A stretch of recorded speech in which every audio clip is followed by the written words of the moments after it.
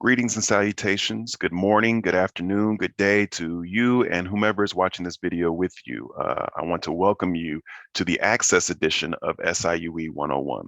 My name is Dominic Dorsey. I am the director here at Access.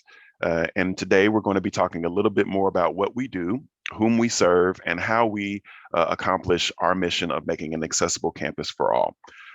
So with no further ado, let's get right into it. So what is Access? Access stands for Accessible Campus Community and Equitable Student Support. It's a very intentional acronym that specifically describes our commitment to making sure that accessibility is a university-wide mission. It's not just our office, it's not just the students that we serve on an individualized basis, but every interaction, every touch point, we have a responsibility to make sure that we are a welcoming and inclusive environment for all of our students, especially our diverse learners and students with disabilities. That is our mission, and that's what we're going to be talking about a little bit more today. So in order to get our point across, let's talk a little bit about, some of the foundation of how we do our job, how we do what we do.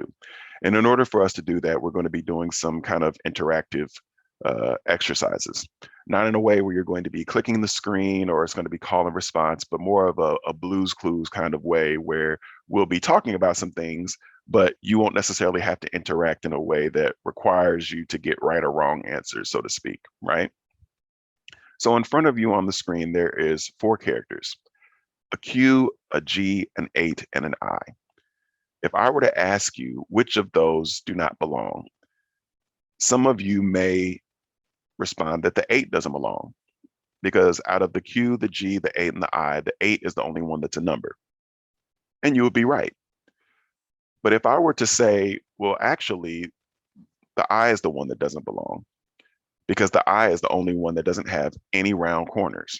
It's the only one that's an extremely straight line. Everything else has some kind of circular aspect to it. And that answer would also be correct. This is kind of to illustrate the fact that, different people think about things differently, and they arrive at conclusions in their own way based upon their positionality, their perspective, and the way that they view the world around them. But it doesn't mean that they're wrong. It just means that they approach situations differently. Let's look at a different scenario. There are 3 images in front of us, right? These are called idioms. And idioms are also known as phrases and things that you may hear, in conversation, but don't necessarily make sense. Like, it's raining cats and dogs, right? So of the 3 images, there's an image of a cat literally trying to get out of a grocery bag, right? Or 2 squirrels, one actually sitting within a nutshell, or, a man, a boy, standing next to a sign that says, "Don't sweat," when they are clearly and profusely sweating. We've seen or heard phrases like letting the cat out of the bag, or in a nutshell, or nutty as a couple of squirrels, or, telling somebody don't sweat, when these are all things that, if you were to think about them quite literally, well, why would the cat be in the bag? Why is the cat in a bag in the first place? Who asked it to be in there? I'm not a squirrel. Why would I be as nutty as a squirrel? Or how do you get in a nutshell? Or even quite literally, how are you going to tell me not to sweat? That's not something that I have the capacity to control. My body sweats when it's supposed to sweat. There are individuals who will hear phrases like that and take them quite literally. And it makes it very difficult in conversation to determine how to respond or how to feel about someone talking to them in that manner, if we aren't very intentional about what we say, or if we're not understanding that there are individuals who might take literal phrases or take figurative phrases literally. These are just a couple of examples of the student population that we serve, and some of the challenges that come in day-to-day interactions and classroom navigations and even co-curricular interactions that may make it difficult for students that we try to help them through with accommodations. When we talk about access, we often hear conversations about equal treatment.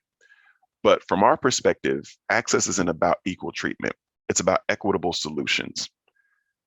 Talking about social justice in terms of the distribution of wealth, opportunities, privileges in the society, our office operates very much from a social justice lens. So when we talk about the difference between equality and equity, it's like the two images that are in front of you. So you have three children who are attempting to watch a baseball game, and in their way is a fence that's at a steep incline diagonally. Each one of them is trying to stand on a box to see over the fence. But the problem is that the terrain is not even. So even though they're each standing on a box of the same size, they're not able to see over the height of the fence because it goes up at an angle and the ground that they're standing on goes down at an angle. So if we talk about equality, meaning everybody gets a box, that doesn't fit the solution. It doesn't fix anything, right? Equity in this particular scenario means that they would get a box or a number of boxes that compensates for not only the height of the fence, but also the unevenness of the terrain. And this is a great example in terms of comparing it to other similar diagrams, because it does point out that the environment is part of it as well as the barriers. And everybody does need a specific accommodation based on their situations. A less convoluted way of describing this in the way that I talk to students and even administrators is we talk about the difference between equality and equity. Equality is everyone gets shoes, but equity is everyone gets shoes that fit, right? But even in this scenario, there's still something wrong. There's still something more that we can do, right? What do you think that might be? Justice is just removing the barrier in the first place. That way you don't have to worry about distributing boxes or making sure that they're the appropriate height. We look at the source of the problem and we eliminate the barrier. So when we talk about access being a social justice issue, and we see the illustration of the children literally tearing down the fence, that's kind of what we do. That's our approach from access. In order to shift the culture, we have to move away from a deficit model of thinking that blames victims of oppression for their own circumstances. We present solutions in a way that addresses the root problem. And by focusing on access, we force individuals, we force society, we force the system to shift its view of people as disabled to a focus on disabled environments. More specifically, when we talk about how we do what we do, it's about being dedicated to achieving and promoting an accessible campus community to ensure that all students, regardless of their abilities, receive appropriate accommodations and equal opportunity to be successful at SIUE. We accomplish this goal through a variety of efforts.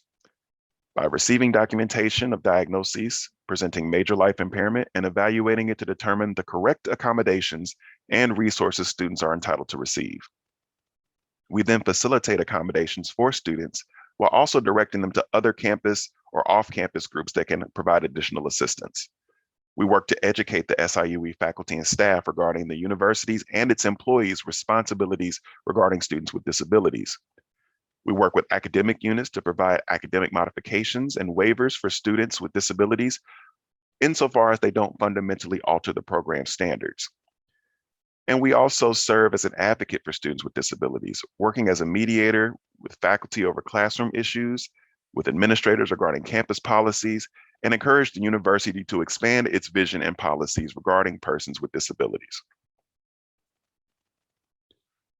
Our motto, as you can see by my shirt, is access for everybody. These goals are conceptualized within our campus cultural goals, which we hope to achieve by educating the campus community, again, which includes students, faculty, administrator, and guests in terms of the value of accessibility over compliance. We do this in three ways. One, by promoting full social integration, by providing knowledge, awareness, and experience of inclusion and integration of people with disabilities as a foundational and ethical principle of access. Two, by positioning disability as a social justice issue, we raise awareness to historical and contemporary disability issues and provide learning opportunities to identify, articulate, and address inequities and injustices affecting the lives of people with disabilities. Three, we position disability as diversity by providing theoretical and practical concepts for thinking about disability as a component of human diversity and providing students with tools to critically examine social and cultural constructions of disability. So this gets into the nitty-gritty, right? We've gave you a bunch of poetic prose about what we do, how we do, what we do.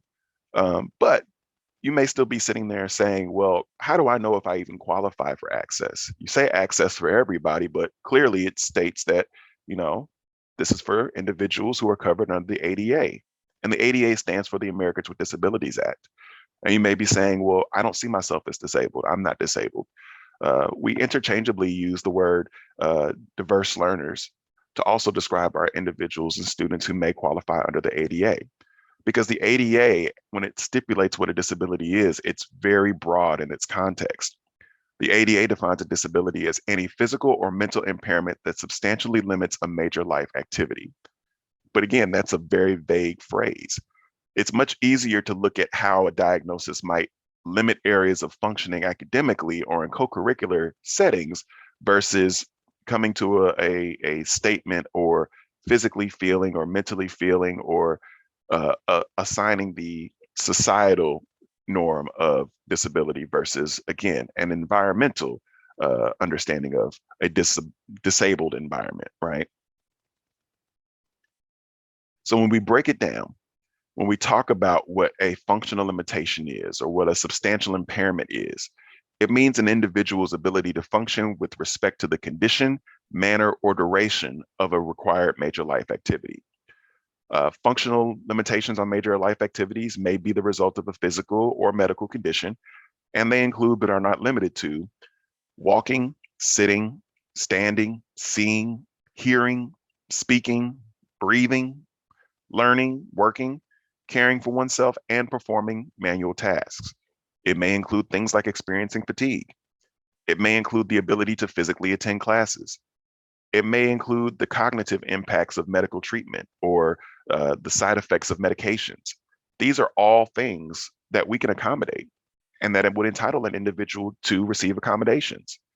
When we talk about major life activities, things like tests are included.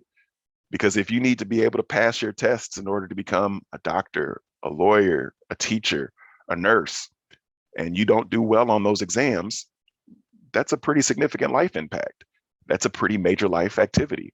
So we want to make sure that we're providing you the right resources to level the playing field so that you can demonstrate your intellect and your capacity to be a practitioner in the field. But you still may be saying, okay, sounds good, but how do I know that I qualify? You may have a diagnosis that's on this list, you may not.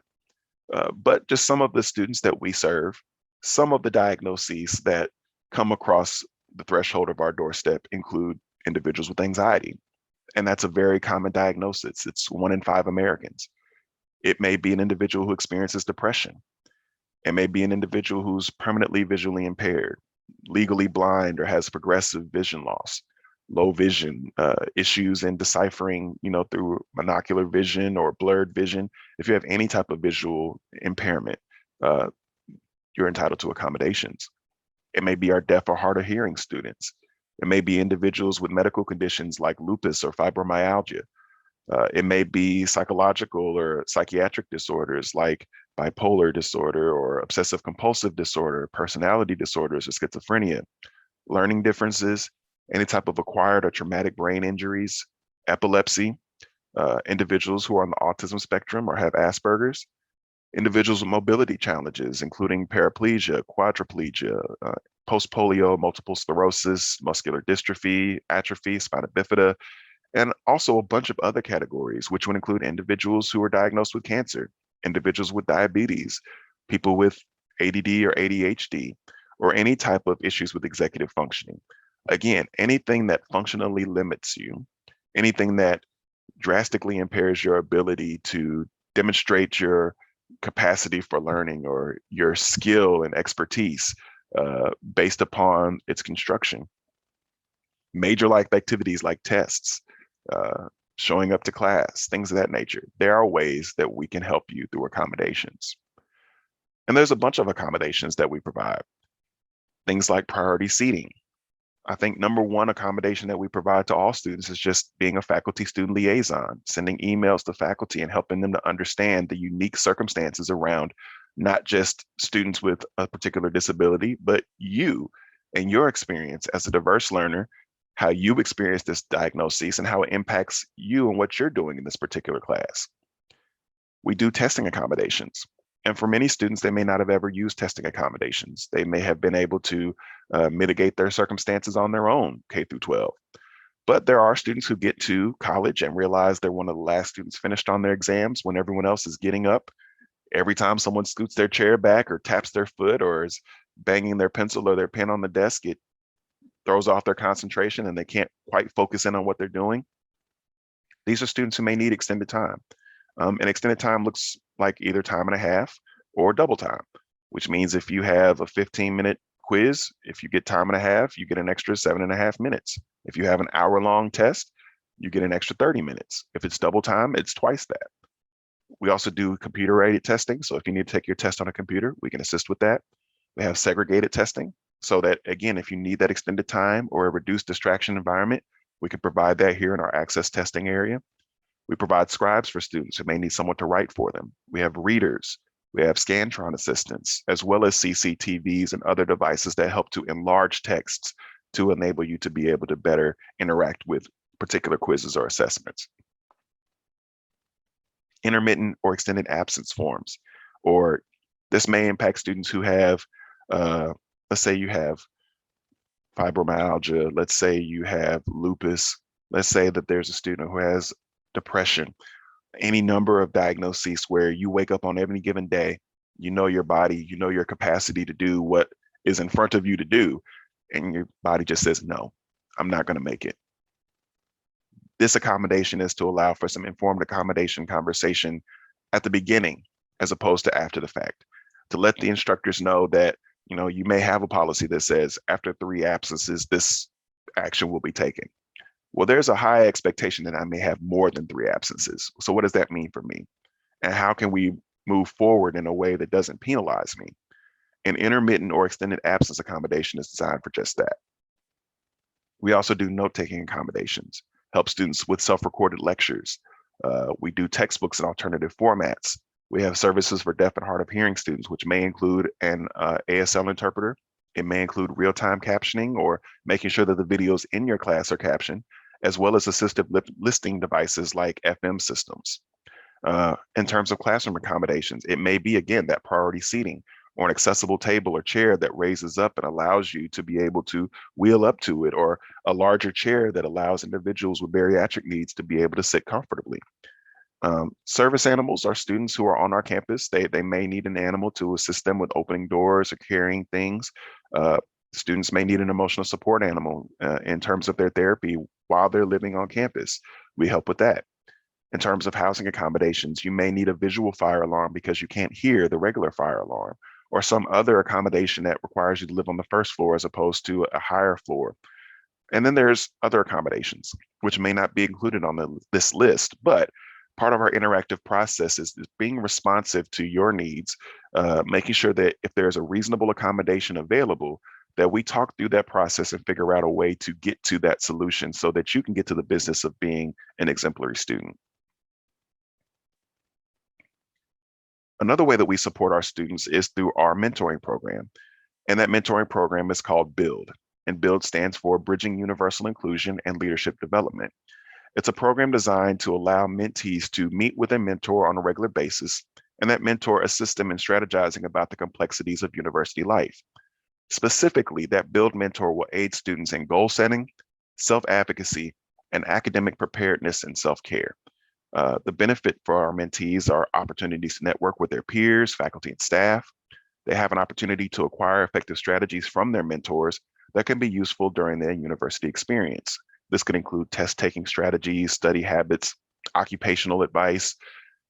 They also can experience an inclusion in social and professional activities within the mentoring program. It provides a supportive environment to discuss the issues and concerns you may have. We also have programming that's designed to engage and give you leadership and civic activities, and also guidance that supports and leads you towards a timely graduation and exceptional exceptional career preparation. A concern that typically comes up when we have these types of discussions is about confidentiality. Uh, is my information going to be shared? Who will know about my diagnoses? Am I going to be marched out to the courtyard with a scarlet letter D on my chest that tells everyone that I have a disability? Well, if you know anything about me, you know that's not how I operate. But first and foremost, we have the utmost respect for confidentiality. Any information pertaining to a student's diagnosis or disability and the accommodations that they're provided are personal and confidential in nature. As such, Access does not share that information with fellow students, faculty, or staff outside of the expressed purpose of arranging reasonable accommodations. Now, students themselves can choose to disclose any details related to their accommodation as often as they wish. However, instructors are still expected to maintain confidentiality and avoid drawing unnecessary attention to students. Again, we don't share information with mom, dad, sibling, spouse under FERPA. Under confidentiality, we're not going to share your diagnosis information or accommodation information with anyone outside of the need to provide you with that accommodation. So here's a few more things that you need to know. We are a vastly digital and interactive office. When you come into our space, you may, have an opportunity to fill out your intake form on one of our iPads. Our Accommodate system allows individuals to interact with our office anywhere where they have Wi-Fi. And our new system, Accommodate, provides a lot of those services. It allows for increased transparency and communication in facilitating those approved student accommodations. So as often as humanly possible, we utilize that online platform that allows you to log in, set up your accommodations, schedule your upcoming tests, set up an appointment to meet with a faculty member or staff member within our office. And you can do that from anywhere that your electronic device will allow you to connect to the internet. Another thing that we want you to know is that we have evening hours to accommodate students who are testing in classes that are after 4:30. You may notice that most of the campus shuts their doors around 4:30 p.m. and Access is not one of them.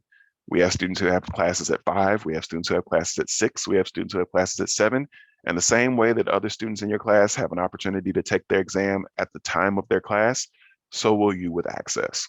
So we do provide accommodations for evening testing through our Access department.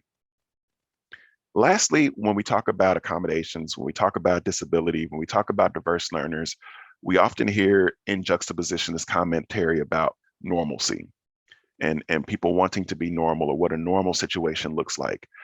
I have a saying, normal is a dryer setting. You were not created to be the same as everyone else, and the concern for fitting in should never outweigh the realization that you were born to stand out. So don't let this quest for normal prevent you from receiving and being supported with the accommodations and resources that you so rightfully deserve. One more for the good of the order. If I were to ask you, of these 5 shapes, which one is the odd one out and why? Number 1 is a small square outlined in black, small red square outlined in black. Number 2 is a larger red square, again outlined in black. 3 is a green square outlined in black. 4 is another red square, the same size as 2 and 3 with no outline. And 5 is a circle, a red circle with a black outline. If I were to ask you which one stands out, you might say, well, 3 is green. It's the only one that's green. Some of you might say 4. 4 is the only shape that's not outlined. You may say number 1 because it's the smallest of all the 5. And some may say 5 because it's a circle, right? And the answer is they're all right. None of them are the odd one out. That's diversity. That's looking at the unique circumstances of each individual and recognizing they all have a place.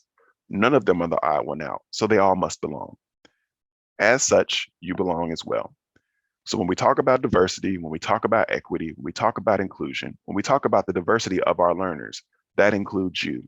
And we hope that in this presentation, if you found something that applies to you, that you'll remember this, not see yourself as then being the odd one out, and realize that this is a part of the diversity experience of SIUE, is receiving accommodations when they are necessary. If you do have interest in contacting us, again, Accessible Campus Community and Equitable Student Support is Access. We're located in the Student Success Center, room 1203. If you want to call us, you can call us at 618-650-3726. Again, that number is 618-650-3726. You can reach us by fax at 618-650-5691. You can email us at myaccess@siue.edu. Our office is open Monday through Friday from 8 a.m. to 4:30 p.m. But again, for testing, we are open beyond 4:30 when they are scheduled in an appropriate manner. I hope this presentation has been helpful for you. I hope that it has been informative. And I hope to see you when you do come to campus, and that you may see me in the hallway. You may have an opportunity to stop and shake my hand or give me a high five or a fist bump. I look forward to engaging with you, and I want to be one of the first to welcome you to SIUE. Have a great day.